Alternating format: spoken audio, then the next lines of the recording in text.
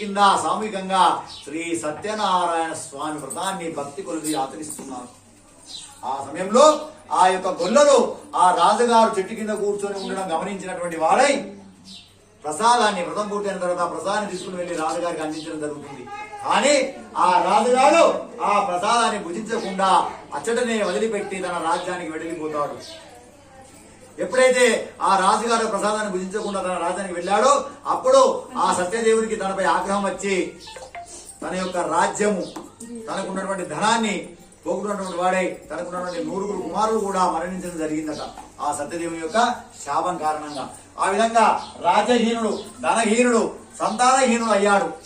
తనలో తాను అలా కొంతకాలం మనం అనుభవించినటువంటి వాడై తన యొక్క తప్పును తెలుసుకొని పశ్చాత్తాపడి తనలో తాను అనుకున్నాడు, అయ్యో నాకు ఈ విధంగా ఎందుకు జరిగింది అంటే ఆ రోజు గొల్లవారు భక్తి కొలది ప్రసాదాన్ని అందిస్తే నేను ఆ ప్రసాదాన్ని భుజించలేదే, అందుకే నాకు ఈ రోజు ఇటువంటి పరిస్థితి కలిగింది కాబోలు అని మనసులో పశ్చాత్తాపడినటువంటి వాడై ఆ గొల్లల చెంతకు వెళ్ళి, ఆ రోజు మీరు ఆచరించినటువంటి వ్రతం ఏమిటయ్యా, ఎందుకు మీరు ఆ వ్రతాన్ని చేశారని చెప్పేసి అడిగాడట.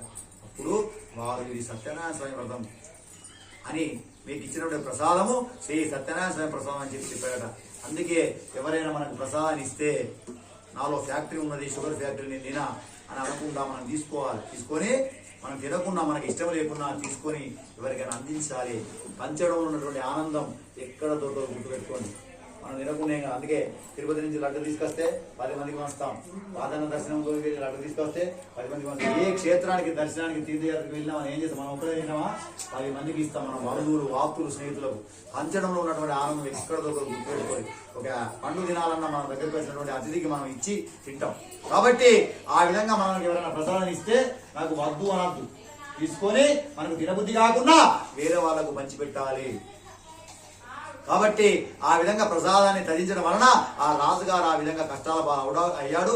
తద్వారా గొల్లల చెంతకు వెళ్లి ఆ సత్యనారాయణ స్వామి యొక్క వ్రతమహిమను తెలుసుకున్నటువంటి వాడై రాజుగారు వారిని చింతన తోలుకొని వారిని వెంబడి పెట్టుకుని వెళ్లి ఆ రాజుగారు స్వయంగా అదే మారేడు చెట్టు కింద మంటపాన్ని ఏర్పాటు చేసుకొని ఆ సత్యనారాయణ స్వామి తన స్వహస్తాలతోని ఆచరించడం జరిగింది. తన తప్పు తెలుసుకొని ఎప్పుడైతే రాజుగారు ఆ పశ్చాత్తాపడి రాజుగారు ఆ విధంగా యొక్క సత్యదేవుని యొక్క వ్రతాన్ని ఆచరించాడు, తాడు పిమ్మట ఆ యొక్క రాజుగారు మరలా తన రాజ్యాన్ని పొందినటువంటి వాడవుతాడు, తన ధనాన్ని పొందినటువంటి వాడవుతాడు, తన మరణించినటువంటి 9 కుమారుల సంతానాన్ని కూడా పొందినటువంటి వాడవుతాడు.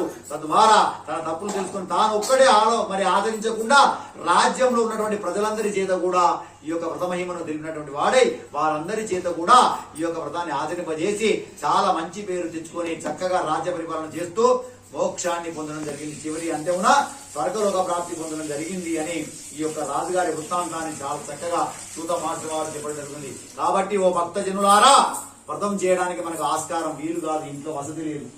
ఏదైనా ఎవరైనా మనల్ని ఆహ్వానించినప్పుడు వెళ్ళి కరుణాల చూసినా చెవులారా లీలలు విన్నా మనకు తప్పకుండా స్వామి అనుగ్రహం కలుగుతుంది.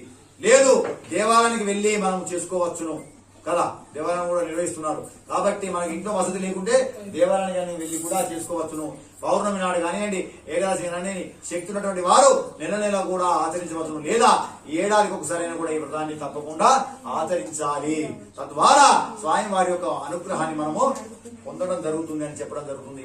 కాబట్టి కలియుగం లోపల అత్యంత ప్రత్యక్ష ఫలప్రదమైనటువంటి వ్రతము శ్రీ సత్యనారాయణ స్వామి వ్రతం అని చెప్పవచ్చును. కాబట్టి ఎవరైతే వ్రతాన్ని ఆచరిస్తారో, ఎవరైతే వ్రతాన్ని చూస్తారో, ఎవరైతే స్వామి కథలు వింటారో వారికి ఎల్లవేళలా ఆ సత్యదేవుని యొక్క కృప, కరుణ, కటాక్ష అనుగ్రహం అంతా కూడా అందరిపైన కలుగుతుంది, శుభాలు కలుగుతాయి అని చెప్పడం జరుగుతుంది.